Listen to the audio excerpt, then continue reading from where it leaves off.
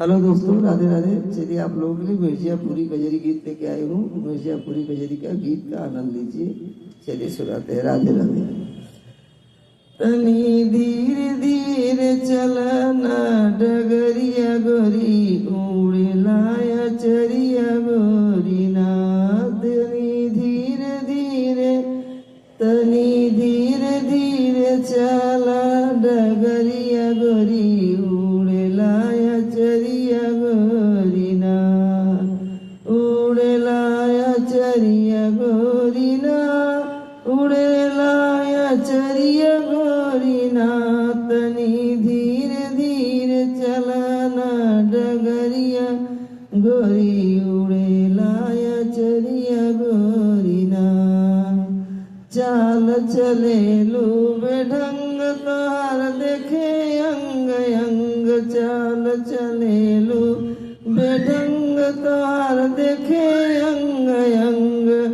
छला देखी देखी मारेला नजरिया गोरी, उड़े लाया चरिया गोरी ना।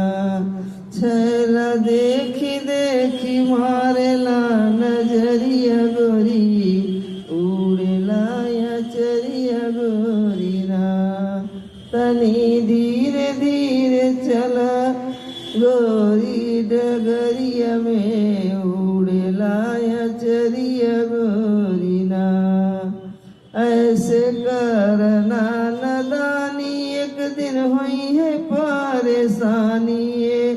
ऐसे करना नदानी, एक दिन हुई है परेशानी। केहू पूछी नाई उठी जब बजरिया में गोरी, उड़े लाया चरिया में ना।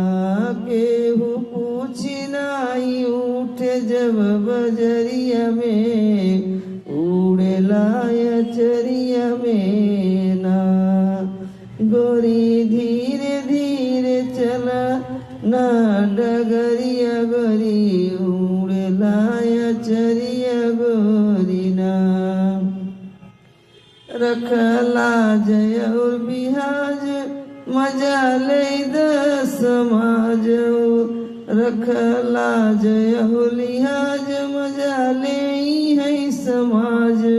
न डुबावा माई बाप का पगड़िया गोरी, उड़े लाया चरिया गोरी ना। न डुबावा माई बाप का पगड़िया गोरी, उड़े लाया चरिया गोरी ना।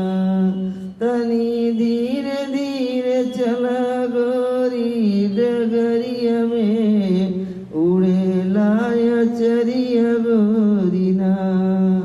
उड़े लाया चरिया गोरी ना। तनी गुरु बिहाव जे गणेश नाही लिहलो, गुरु बिहाव जे गणेश नाही लिहलो।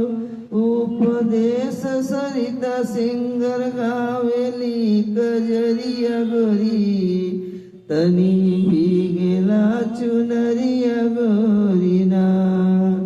सरिता सिंगर गावेली कजरिया गोरी, उड़ेला चुनरिया गोरी ना।